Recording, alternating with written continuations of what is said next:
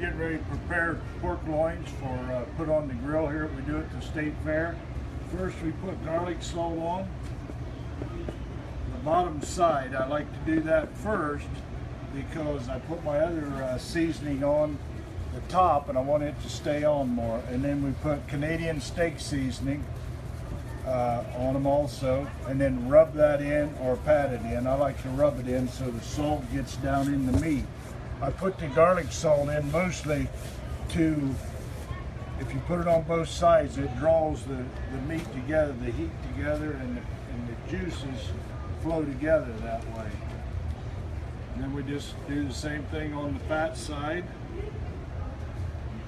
And put garlic salt on there also. And then the Canadian steak seasoning. You can use Montreal or Canadian steak seasoning. The only difference, Montreal has a little more red pepper in it, I feel.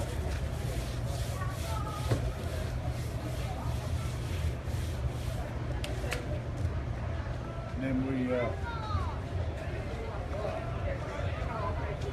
just go over to this old cooker. Right around the corner.